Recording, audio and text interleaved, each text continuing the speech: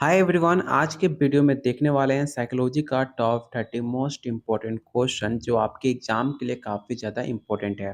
ये सारे क्वेश्चन आपके साइकोलॉजी में बहुत बार पूछे जा चुके हैं और आपके एग्जाम में आने के चांसेस काफ़ी ज़्यादा है।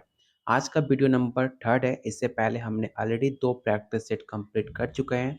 अगर आपने वो वीडियो नहीं देखा है तो आप जाकर वीडियो के प्लेलिस्ट में चेकआउट कर सकते हैं।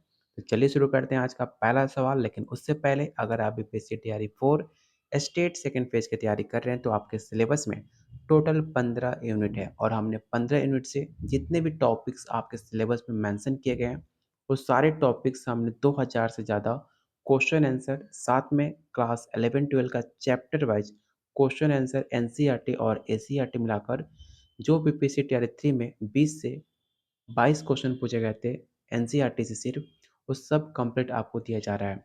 साथ में आपको topic wise theory, all previous year question, सिर्फ साइकोलॉजी का कंप्लीट नोट्स मिलेगा आपको सिर्फ 300 में। अगर आप इसका कंप्लीट 150 मार्क्स का कंप्लीट नोट्स लेते हो जिसके अंदर आपका साइकोलॉजी 80 मार्क्स, जीके जीएस जिसमें आपको प्रीवियस ईयर क्वेश्चन अलग से 15 practice set, language paper previous year question अलग से 15 प्रैक्टिस सेट और आपको साथ में गाइड भी किया जाएगा कैसे एग्जाम की तैयारी करनी है, किस तरह आप फर्स्ट अटेम्प्ट में पेपर क्वालिफाई कर सकते हो, कैसे मैंने अपना पेपर खुद का क्वालिफाई किया हुआ है। साथ में आपको व्हाट्सएप का पेड ग्रुप जहाँ पे आपको daily cues, daily practice set और आपको वीकली ऑनलाइन टेस्ट होता है जिसे आप अटेम्प्ट करके और बेटर प्रैक्टिस कर सकते हैं आपके आने वाले एग्जाम के लिए। अगर आप स्टेट की तैयारी कर रहे हैं तो आपको 100 मार्क्स का साइकोलॉजी, 30 मार्क्स का arts of teaching and 20 marks का अदर स्किल, आपको कंप्लीट नोट्स मिलेगा सिर्फ और सिर्फ 500 में, जो डेली बहुत सारे बच्चे ले रहे हैं। अगर आप भी सीरियस हो अपने फ्यूचर, अपनी नौकरी को लेकर, तो आज ही इस नंबर पे व्हाट्सएप या कॉल करके इस कंप्लीट नोट्स को आप ले सकते हो और साथ में आपको एग्ज़ाम तक प्रॉपर गाइड भी किया जाएगा और आपको एग्ज़ाम तक हर एक दिन आपको क्वेश्चन भी सेंड किया जाएगा। लेने के लिए इस नंबर पे आज ही व्हाट्सएप कॉल करें। तो चलिए शुरू करते हैं आज का पहला क्वेश्चन।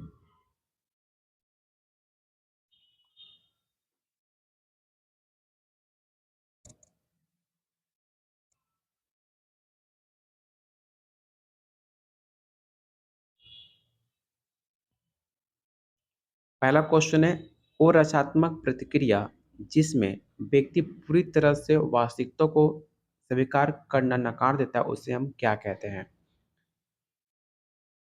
पहला ऑप्शन है अस्वीकरण, प्रक्षेपण, प्रतिक्रिया निर्माण या युक्तिकरण।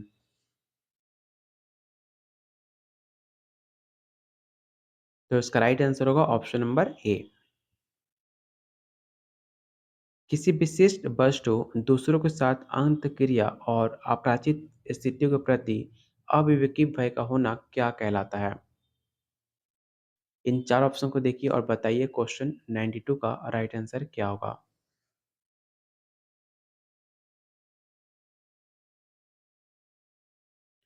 तो याद रखिएगा उसे हम फोबिया कहते हैं, ठीक है। ऑप्शन नंबर सी इसका राइट आंसर होगा। अगला क्वेश्चन है, प्रावी पारदर्शिता में कौन से गुण संबंधित नहीं है?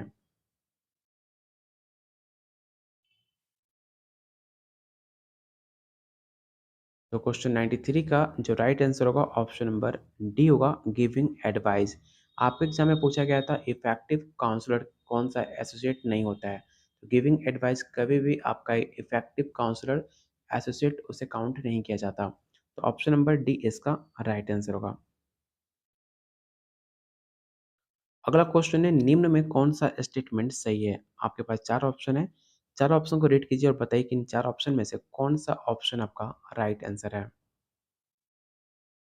तो कभी भी आपका जो कहीं भी केवल वर्ड दिखे आप उसे गलत टिक आउट कर देना, कभी भी आपका केवल वर्ड राइट आंसर नहीं हो सकता है। सेकंड ऑप्शन है, परामर्श में शरणार्थी के विचारों, भावनाओं एवं क्रियाओं के प्रति अनुक्रिया करना सम्मिलित होता है।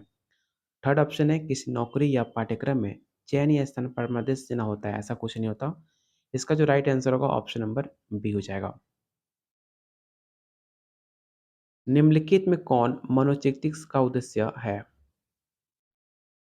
पहला ऑप्शन है आदत निर्माण, ऑप्शन बी है सांघिक अनुभव को साझा करना, ऑप्शन सी है निर्णय लेना या ऑप्शन डी आत्म जागरूकता के प्रति वृद्धि करना।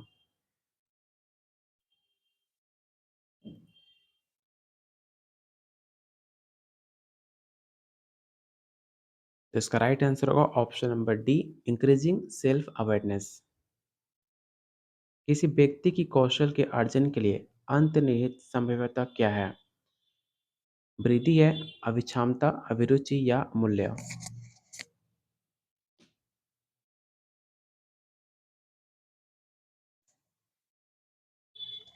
तो इसका राइट आंसर होगा ऑप्शन नंबर बी, एप्टीट्यूड।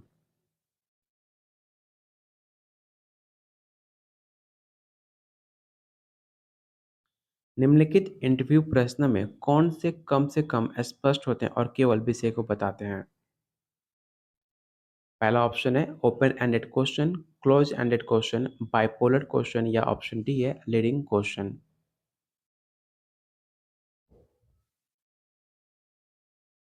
आपसे क्वेश्चन में पूछा गया कौन सा ऐसा क्वेश्चन है जो डायरेक्ट ना होकर आपको इनडायरेक्ट पूरा ओपन एंडेड क्वेश्चन होता है, जिसका राइट आंसर होगा ऑप्शन नंबर ए। क्योंकि ओपन एंडेड क्वेश्चन में सिर्फ आपको हाँ या ना में आंसर नहीं देना होता है, आपको ओपन एंडेड जैसे कि आप किसी के बारे में क्या सोचते हो उसके अंदर हर किसी के इंसान के अंदर अलग अलग थिंकिंग हो सकती है, उसे कहते हैं ओपन एंडेड क्वेश्चन। तो इसका राइट आंसर होगा ऑप्शन नंबर ए।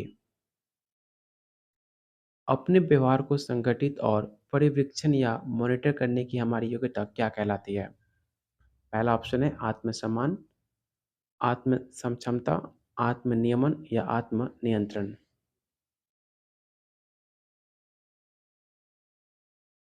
तो उसे कहा जाता है सेल्फ रेगुलेशन, ऑप्शन नंबर सी।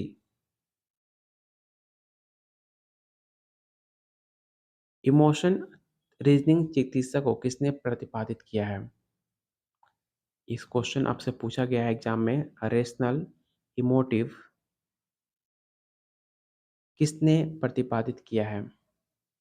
पहला ऑप्शन है Victor Frankl, Albert Ellis, Frederick Perls या कॉल रोजर्स।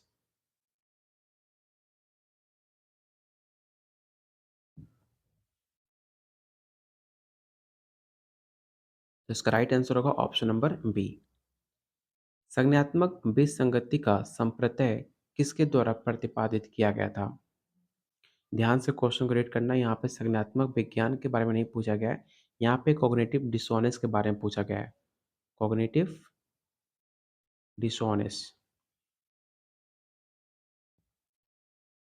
तो इसके प्रतिपादित कौन थे? तो नाम याद रखना, लियोन फेस्टिंगर। ये क्वेश्चन आपके बीपीएससी में पूछा जा चुका है, बहुत सारे बच्चों ने गलत आंसर टिक आउट किया था। याद रखिएगा, जब भी कॉग्निटिव डिसऑर्डर्स के बारे में पूछे, संज्ञानात्मक विसंगति के बारे में पूछे, तो लियोन फेस्टिंगर का नाम ही आंसर आप टिक आउट करना।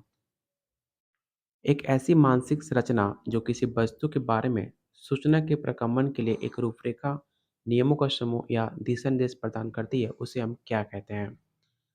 क्या उसे हम स्कीमा कहते हैं? ऑप्शन बी है एप्टीट्यूड, ऑप्शन सी है प्रतिक्रिया निर्माण या ऑप्शन डी सिंबल।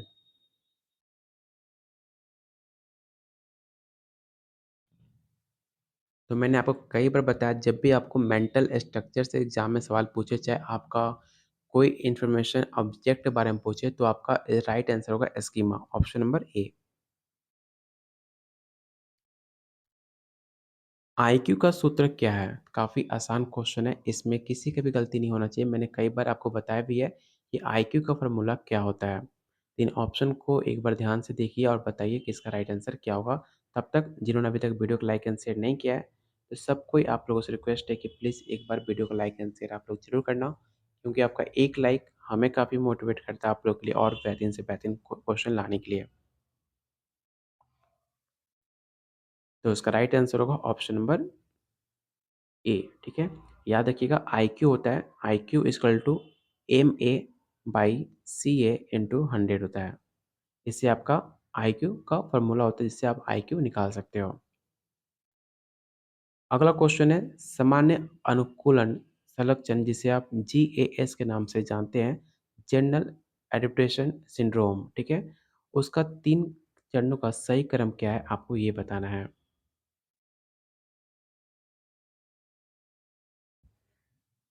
तो कल का वीडियो अगर आपने देखा होगा, तो मैंने कल के वीडियो में आपको इसका राइट आंसर बताया है और ये आप देख भी सकते हो कि सेम क्वेश्चन आपके एग्ज़ाम में ऑलरेडी पूछा भी जा चुका है। इसलिए मैं कहता हूँ कि जो भी क्वेश्चन आपको कराए जा रहे हैं, ये सारे क्वेश्चन काफ़ी इंपॉर्टेंट है, बार-बार आपके एग्ज़ाम में पूछे जाते हैं।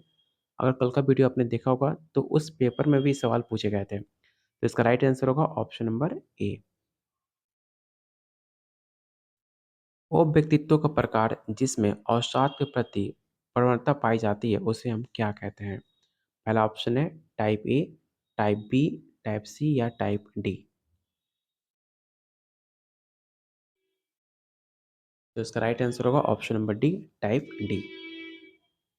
वो व्यवहार जो किसी व्यक्तियों के द्वारा किसी अन्य व्यक्ति को हानि पहुंचाने के आशय से किया जाता है, उसे हम क्या कहते हैं?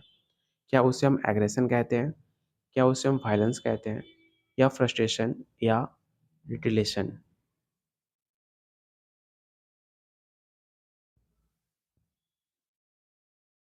याद रखिएगा, उसे हम एग्रेशन कहते हैं, आक्रमण। निम्न में कौन सा कार्यरूप विकारों में सम्मिलित नहीं है? इन चार ऑप्शन को देखिए और बताइए इसका राइट आंसर क्या होगा।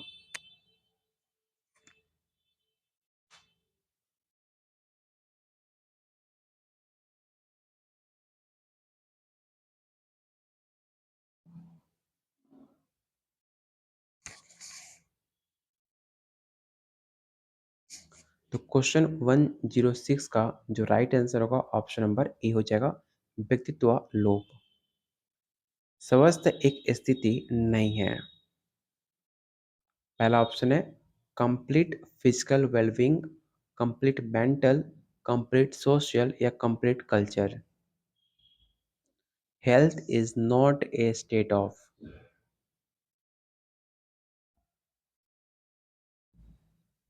तो याद रखिएगा, हेल्थ जो है आपका एक कंप्लीट फिजिकल है, वर्क है। कंप्लीट मेंटल, अगर आपका स्वस्थ है तो आपका मानसिक भी सही रहेगा, आपका फिजिकल भी सही रहेगा और आपका समाज जो आपका कंप्लीट सोशल वेल है, वो भी आपका सही रहेगा। लेकिन आपका जो कल्चर है, जो आपका संस्कृति है, वो आपके हेल्थ से कोई रिलेट नहीं करता। इसलिए इसका राइट आंसर होगा ऑप्शन नंबर डी। अगला क्वेश्चन है, व्यक्तित्व विशेषक जो दृढ़ता में पाई जाती है, इन चार ऑप्शन के अंदर आपको बताना है कि किसके अंदर आपको व्यक्तित्व विशेषक का दृढ़ता पाई जाती है, पर्सनालिटी ट्रेट्स पाए जाते हैं।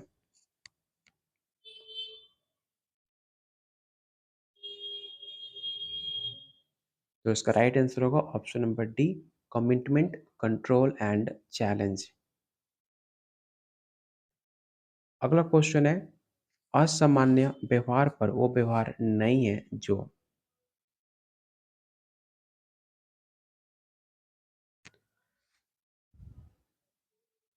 तो इसका राइट आंसर क्या होगा? तो वन, टू और थ्री, क्योंकि इस इन तीनों में कोई भी आपका असामान्य व्यवहार नहीं पाए जाते हैं।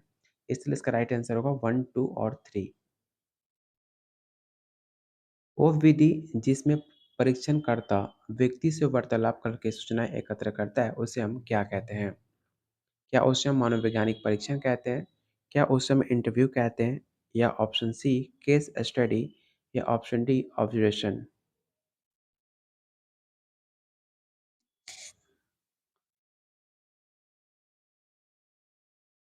तो याद रखिएगा, उसे हम इंटरव्यू कहते हैं।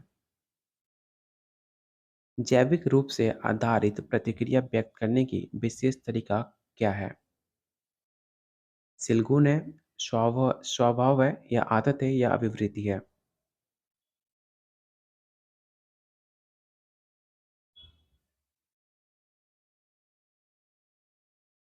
तो इसका राइट आंसर होगा option number B, temperament.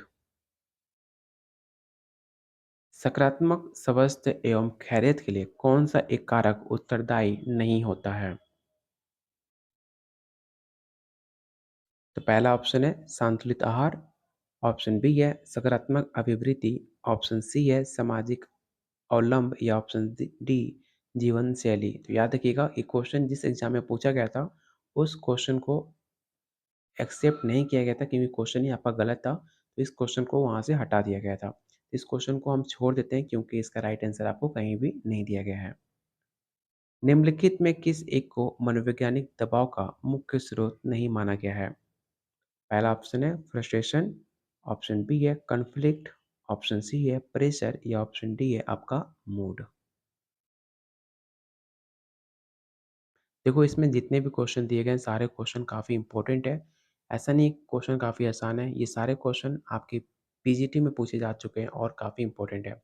May be इस सवाल आपके एग्ज़ाम में आ सकता है, इसलिए सारे क्वेश्चन आप अटेम्प्ट ज़रूर करना और कम से कम 1 नहीं 2 बार ज़रूर सारे क्वेश्चन को प्रैक्टिस कीजिएगा, जिससे आप बेटर प्रैक्टिस कर पाएँ अपने एग्ज़ाम के लिए। तो क्वेश्चन 113 का जो राइट आंसर होगा ऑप्शन नंबर डी होगा, मनोदशा। रस्साकसी का खेल किसका उदाहरण माना जाता है? सामाजिक सूत्रीकरण का, सामाजिक स्वैराचार का, समूह ध्रुवीकरण का या अनुरूपता प्रभाव का?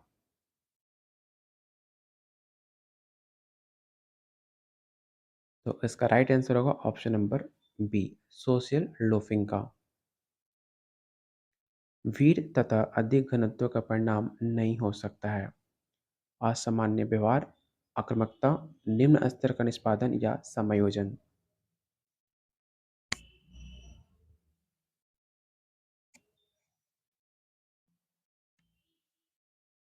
तो इसका राइट आंसर होगा डी, एडजस्टमेंट।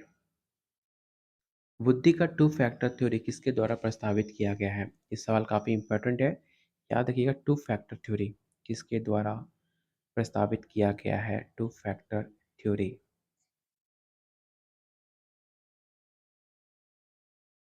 तो मैंने अपने अगर आप मुझसे पहले से क्लास करते आ रहे हो तो मैंने कई बार आपको बताया होगा, टू फैक्टर थ्योरी कह लो या जीएस थ्योरी कह लो या एसजी थ्योरी कह लो, जनरल टू स्पेसिफिक थ्योरी, ये आपको चार्ल्स एस्पियरमैन के द्वारा दिया गया था, जिसे हिंदी में टू फैक्टर थ्योरी के नाम से भी जानते हैं और सामान्य टू विशेष के नाम से भी जानते हैं, सामान्य टू विशिष्ट। तो इसका राइट आंसर होगा ऑप्शन नंबर ए। वो प्रविधि जिसे आप एक बड़े अनुरोध से प्रारंभ करते हैं और जब वो अनुरोध आप अब स्वीकार कर दिया जाता है, तब बाद में किसी छोटी चीज़ को वास्तव में वंचित ही अनुरोध किया जाता है, जो व्यक्ति के द्वारा सामान्यतः स्वीकार कर लिया जाता है। तो आपको बताना है इसका राइट आंसर क्या होगा?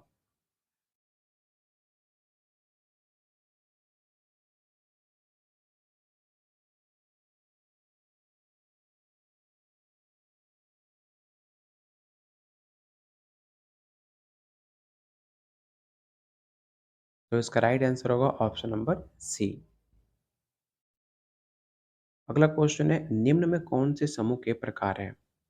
Primary and group, formal and informal, both 1 and 2 या ऑप्शन डी अनुरूपता समूह। ध्यान से क्वेश्चन को रीड करना और बताना कि समूह के प्रकार कौन-कौन से हैं। तो जो भी आंसर सी टिक आउट करें उनका आंसर बिल्कुल सही है। जर्मन शब्द गेस्टाल्ट का अर्थ क्या होता है? बड़ा, आत्म, समग्र या आदर?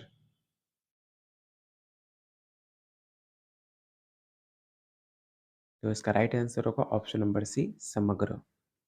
और आज का लास्ट क्वेश्चन आपको बताना है कि कर्षण शक्ति किसकी एक प्रमुख विशेषता है? आंसर बताने से पहले अगर अभी तक आपने वीडियो को लाइक एंड शेयर नहीं किया है, तो प्लीज़ सारे लोग वीडियो को लाइक एंड शेयर आप ज़रूर करना, क्योंकि आपका एक लाइक हमें काफ़ी मोटिवेट करेगा आप लोग के लिए और ज़्यादा मेहनत करने के लिए। और लास्ट में आपको बताना है कि आउट ऑफ 30 आपने कितना स्कोर आज गेन करा, जिससे आपको आइडिया लग सके कि आपको और कितनी मेहनत करनी है, कितना स्कोर आपने सही करा। तो क्वेश्चन नंबर 30 का जो राइट आंसर होगा ऑप्शन नंबर सी होगा, अभिवृद्धि मतलब एप्टीट्यूड। तो यहाँ पे टोटल 30 क्वेश्चन कंप्लीट होते हैं। अगर आपने अभी तक पेड नोट्स नहीं लिया है तो सिर्फ 500 में आप कंप्लीट 150 मार्क्स का नोट्स ले सकते हो। साथ में व्हाट्सएप पेड ग्रुप का आप फ़ायदा भी उठा सकते हो, जहाँ पर daily quiz, weekly live test और आपको डेली प्रैक्टिस सेट मिलेगा। इसके अंदर आपको psychology, GK, GS, language paper, arts of teaching, complete BPSC state का कंप्लीट 150 मार्क्स का नोट्स मिलेगा। अगर आप सिर्फ साइकोलॉजी का नोट्स लेना चाहते हो तो सिर्फ आपको 300 में कंप्लीट साइकोलॉजी का भी नोट्स आपको दिया जा रहा है। लेने के लिए आपको इस नंबर पे व्हाट्सएप करना है और कंप्लीट डिटेल आप यहाँ से ले सकते हैं। तो मिलते हैं बहुत जल्द अगले वीडियो में, तब तक के लिए लाइक और शेयर आप लोग ज़रूर कर देना।